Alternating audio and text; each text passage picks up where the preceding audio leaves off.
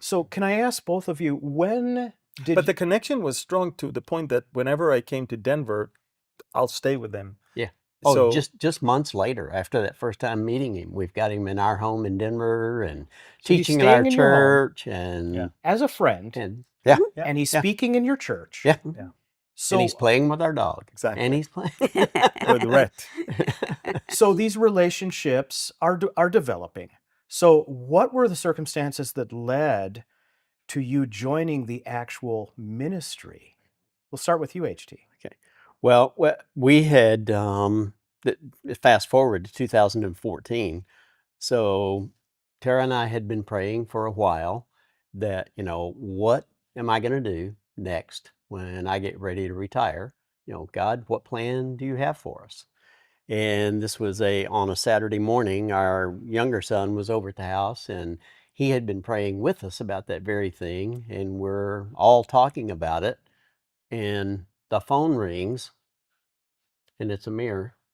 And he asked me at that point, because he and Gail had already begun the work at getting Behold Israel set up as a nonprofit organization in the U.S.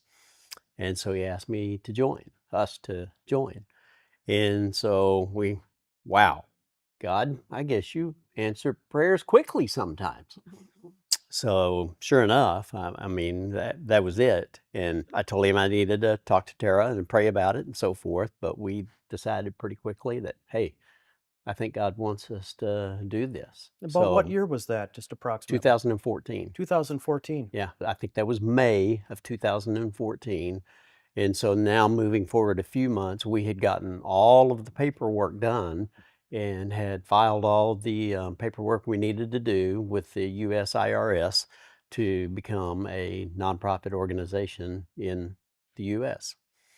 And we'd turned all of that in, and the attorney we were working with in California at the recommendation of Jack Hibbs had told me, okay, we've got everything in, and that's done. So now, just a few days later, he calls me back and he says, we received back from the IRS your tax number, and you now have a tax number, and you can start receiving donations if you want to, but you're not fully approved yet.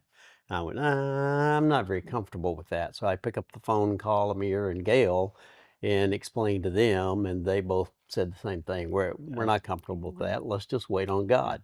But the attorney had told me also, he said, look, I've been doing this over 20 years. It's probably going to take at least 18 months before 18 months. before you'll get a That's full, Okay. approval and go, okay, fine, we'll wait on God. So 3 weeks to the day after that, he calls me again and he says, are you sitting down?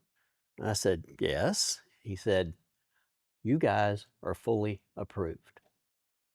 I have never seen this happen. In the 21 years I've been doing this, I have never seen anybody get approved this quick before.